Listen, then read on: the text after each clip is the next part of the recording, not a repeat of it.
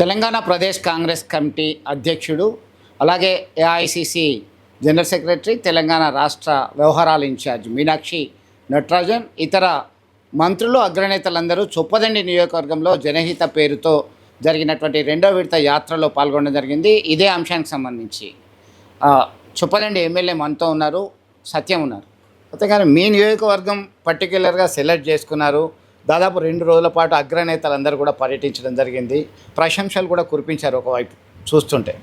ఏంటి అసలు మీరు ఈ సెలెక్ట్ చేసుకోవడానికి ప్రధాన కారణం ఏంటి అసలు? అంటే గత 10 సంవత్సరాల్లో బీఆర్ఎస్ సర్కారు చొప్పదండి నియోజకవర్గాన్ని పూర్తిగా నిర్లక్ష్యానికి గురి చేసింది. అభివృద్ధికి దూరంగా ఉంది చొప్పదండి నియోజకవర్గం. ఇలా గతంలో కాంగ్రెస్ పార్టీ అధికారం ఉన్నప్పుడు 2004 నుంచి 2014 మధ్యలో కొంత అభివృద్ధి జరిగింది. అప్పుడు 10 ఏళ్ళు పూర్తిగా కుంటుపడిపోయింది అభివృద్ధిలో. మళ్ళీ చొప్పదండి నియోజకవర్గాన్ని అభివృద్ధి చేయాలని చెప్పినప్పుడు నేను ముఖ్యమంత్రి రేవంత్ రెడ్డి గారి దృష్టికి, మంత్రివర్గం దృష్టికి తీసుకెళ్ళగానే చొప్పదండి నియోజకవర్గాన్ని అభివృద్ధి చేద్దామని చెప్పి ఇప్పుడు మీరందరూ కూడా చూసిండ్రు. 4 ఓటీల నిర్మాణానికి సంబంధించి గత ప్రభుత్వం 10 సంవత్సరాలు ఉన్నప్పుడు 2-3 సార్లు శంకుస్థాపన చేసి, ఎందుకు చేసిండ్రో ఎవరు చేయమనో తెలియదు, 2 సార్లు శంకుస్థాపన చేసి దాన్ని మూలకు పడేసాం. మేము అధికారంలోకి వచ్చినాక ఆ పనులు ప్రారంభించడం. మేము కొండగట్టు అభివృద్ధి గతంలో ముఖ్యమంత్రి కేసీఆర్ గారు 2 సార్లు వచ్చి ఒకసారి 100 కోట్లు అన్నాడు, మరొకసారి 500 కోట్లు అన్నాడు, మొత్తం 600 కోట్లు ప్రామిస్ చేసి ఒక 600 కొత్తలు కూడా ఇవ్వలే కొండగట్టు అభివృద్ధికి. ఇవాళ ఇరిగేషన్ సంబంధించి మా దగ్గర గాయత్రి పంప్ హౌస్ స్టేట్లో ఫేమస్, బాహుబలి మోటార్లు పెట్టిండ్రు.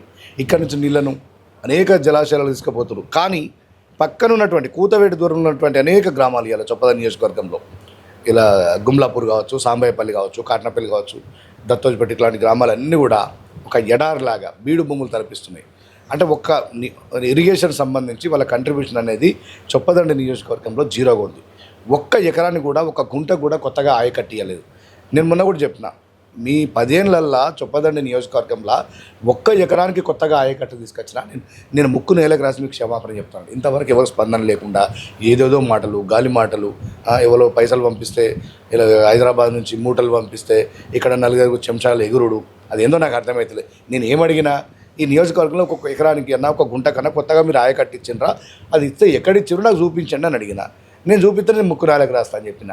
అవేవి లేకుండా ఇష్టం ఉన్నట్టు నోరుంది కదా, ఒక వల్గర్ లాంగ్వేజ్లో, ఒక అసలు మనుషులకు పుట్టినమా లేదంటే పశువులకు పుట్టినమా ఆ లాంగ్వేజ్లో కొంతమంది మాట్లాడతారు. అది వారి విజ్ఞతగా వదిలేస్తున్నా. నేను వాళ్ళ మీద కామెంట్ కూడా చేయదలుచుకోలేదు. ఈ నియోజకవర్గాన్ని అన్ని రంగాల్లో ఇప్పటికే 200 కోట్లతోటి ఇంటిగ్రేటెడ్ రెసిడెన్షియల్స్కు జీవో తీసుకొచ్చినాం, ఏటీకి సంబంధించిన జీవో తీసుకొచ్చినాం, కొద్ది రోజుల్లో డిగ్రీ కాలేజ్ సంబంధించిన కూడా జీవో వస్తుంది. ఇవన్నీ కూడా పూర్తి చేస్తా, కొండగట్టును అభివృద్ధి చేస్తాం, ప్రతి ఎకరానికి నీళ్ళు అందిస్తాం. దీంతో మేము ఈ నినాదంతో చొప్పదండి నియోజకవర్గంలో మేము ముందుకు పోతున్నాం. రానున్న రోజుల్లో చొప్పదండి నియోజకవర్గాన్ని ఒక మోడల్ కాన్స్టిట్యున్సీగా ఈ రాష్ట్రంలో నిలబెట్టబోతున్నాం మేము. అంటే మీరు ఎన్నికల సమయంలో ఇచ్చిన హామీలు ఏంటి, ఇప్పటివరకు నెరవేర్చినవి ఏంటి? ఎందుకంటే ఆల్మోస్ట్ ఆల్ ఒక 20 months అయిపోయింది. ప్రజల ఎక్స్పెక్టేషన్స్ ఎక్కువనే ఉంటాయి జనరల్గా. ఇప్పుడు మేము ఓటీల నిర్మాణం పనులు సాగుతూ ఉన్నాయి. ఇలా ఇంటిగ్రేటెడ్ రెసిడెన్స్ 200 కోట్లది ఇక్కడ కూడా శాంక్షన్ చేసినాం. ఏటీసీ శాంక్షన్ చేసినాం రామడుగుల, రుక్మాపూర్లో ఇంటిగ్రేటెడ్, గంగాధరకు డిగ్రీ కాలేజ్, కొండగట్టు అభివృద్ధి గురించి కూడా నిధులు అడిగినాం. ఇప్పటికే చాలా రోడ్లు అధ్వానం ఉండే. గత 10 సంవత్సరాల అసలు రోడ్ల మీద తిరిగే పరిస్థితి లేకుండే. ఇలా మీరు ఎప్పుడైనా వెళ్ళినప్పుడు చూడండి, రామడుగు నుంచి చొప్పదండి రోడ్డు ఎంత అధ్వానంగా ఉండే, మల్యాల నుంచి కాసారం రోడ్డు ఎట్లుంటుండే. ఇట్లాంటి రోడ్లు అన్నీ చూసినట్టు రోడ్లు కూడా దాదాపు 80% రోడ్లు మేము కంప్లీట్ చేసినాం. ఇలా వాళ్ళ సెంట్రల్ లైటింగ్ పనులను చొప్పదండి మున్సిపాలిటీలో పెట్టిండ్రు, అది గాలికే వదిలేసిండ్రు. మేము వచ్చినాక నేను ప్రత్యేకంగా వారికి నిధులు కేటాయించి, నిధులు మంజూరు చేయించి మళ్ళీ ఇప్పుడు మా పనులు మేము స్టార్ట్ చేయించినాం. ఇలా ఒక్కొక్కటిగా రానున్న 3.5 సంవత్సరాల్లో ఇలా ఇరిగేషన్ సంబంధించి కానీ, ఎడ్యుకేషన్ సంబంధించింది కానీ, ఇన్స్టిట్యూషన్ సంబంధించి కానీ ప్రతి రంగంలో కూడా డెవలప్ చేసి మేము మళ్ళీ ఎన్నికలకు పోతాం. రానున్న ఎన్నికల్లో మొన్న వచ్చిన మెజార్టీ కంటే కూడా అత్యధిక మెజార్టీతో చొప్పదండి ప్రజలు గెలిపిస్తున్నాను. అంటే మిడ్ మానేర్ ప్రాజెక్టుకి సంబంధించి ముంపు బాధితులు ఉన్నారు చాలా కాలం నుంచి. గతంలో సైతం మీరు వాళ్ళ పక్షాన పోరాటం చేసినటువంటి పరిస్థితి. అధికారంలోకి వచ్చినటువంటి కాంగ్రెస్ పార్టీ అర్హులైనటువంటి వాళ్ళకి నష్టపరిహారం ఇచ్చిందా, కంపెన్సేషన్ ఇచ్చిందా? దానికి సంబంధించిన ఆందోళనలు ఇప్పటికే కొనసాగుతున్నాయి. మొన్న సైతం వేములవాడలో రేవంత్ రెడ్డి పర్యటన సందర్భంగా సైతం హామీలు ఇవ్వడం జరిగింది. ఇప్పుడు మిడ్ మానేర్ నిర్వాసితుల గురించి మా ముఖ్యమంత్రి గారికి బాగా అవగాహన ఉంది. వారు కూడా ఉద్యమంలో పాల్గొన్నారు. అసెంబ్లీ మొదటి సమావేశాల్లోనే ముఖ్యమంత్రి రేవంత్ రెడ్డి గారు స్వయంగా నన్ను పిలుచుకొని మిడ్ మానేర్ సమస్యల గురించి తెలుసుకొని మళ్ళీ మాట్లాడాడు. వారికి తెలుసు. అయినా కూడా మళ్ళీ ఇంకేమైనా నేను మాట్లాడాలి అసెంబ్లీలో, మీకు మళ్ళీ ఏం పనులు చేయాలని చెప్పి మాట్లాడి దానికి తగ్గట్టు కూడా పనులు అయితేనే మన జిల్లా కలెక్టర్ గారు కూడా మా మిడ్మానేర్కి సంబంధించి 3 గ్రామాల్లో ఒక స్పెషల్గా ఒక కమిటీ వేసి వాళ్ళ సమస్యలు అన్ని డిసిషన్ 15 రోజులు కూడా సమస్యల పరిష్కారం అవుతాయి. ఏ ప్రాంతమైనా అభివృద్ధి చెందాలంటే ఇటు అధికార ప్రతిపక్ష పార్టీల సమన్వయం అనేది కొన్ని సందర్భాల్లో అవసరం ఉంటుంది. కానీ చొప్పదండి నియోజకవర్గంలో మాటల యుద్ధము మంటలు రేపేలాగా తీసుకెళ్తున్నటువంటి పరిస్థితి. ఒకరికి ఒకరు తమాషా చేస్తున్నారంటే తమాషా చేస్తున్నారా, పండబెట్టి తొక్తా అని మీరంటే బిడ్డ నాలుక చీరస్తా అని మీ ప్రతిపక్షకు సంబంధించిన నేత. ఇవన్నీ కూడా ఎట్లా చూడొచ్చు అంటారు? మీరు దీని మీద ఎట్లా స్పందిస్తారు? నేను ఎవరి మీద కామెంట్ చేయలేను, చేయను కూడా చేయాల్సిన అవసరం నాకు లేదు.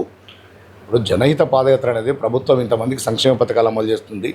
ఇలా జాతీయ స్థాయి నాయకులు, రాష్ట్ర స్థాయి నాయకులు మన నియోజకవర్గం నుంచి మన నియోజకవర్గ అభివృద్ధికి సహకరిస్తా అంటే చెప్పి అభివృద్ధి చేస్తే మాకెక్కడ పేరు వస్తుందని చెప్పి కొంతమంది కుట్రలు చేస్తూ ఇలా హైదరాబాద్ నుంచి పెద్ద పెద్ద నాయకులు అనుకునే వాళ్ళు బీఆర్ఎస్ నాయకులు ఇక్కడ ఒక 4-5 చిల్లర నాయకులకు డబ్బులు పంపించి ఇలా పాదయాత్రను డిస్టర్బ్ చేసే క్రమంలో నేను మాట్లాడుతుంది తప్ప నేను వ్యక్తిగతంగా ఎవరిని దూషించేది లేదు, దూషించను కూడా. నేను చాలా సౌమ్యంగా ఉంటా. ఎవరికైనా ఉస్మాన్ యూనివర్సిటీలో ఉద్యమం చేసుకొని పిహెచ్డీ చదువుకున్నాను.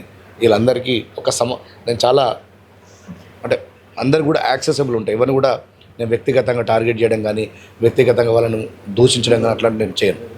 జనహితకి ఓవరాల్గా రెస్పాన్స్ ఎట్లా వచ్చిందంటారు?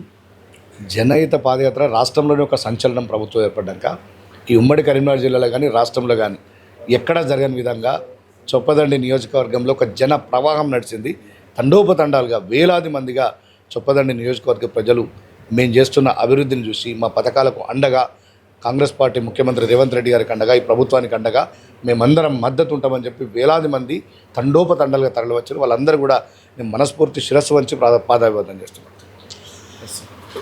మొత్తం మీద జనహిత యాత్రకి మంచి స్పందన వచ్చింది. వ్యక్తిగతంగా ఎవరిని ఉద్దేశించి తాను కామెంట్ చేయలేదు. రాబోయే 3.5 సంవత్సరాలలో మిగతా అభివృద్ధి సంక్షేమ పనులు చేయడానికి సిద్ధంగా ఉన్నాను. ప్రజల యొక్క మద్దతు తనకు ఖచ్చితంగా ఉంది. రాబోయే కాలంలో వారి మద్దతుతో మళ్ళీ గెలవడానికి సైతం సిద్ధంగా ఉన్నటువంటి పరిస్థితి అని ధీమా వ్యక్తం చేస్తున్నారు.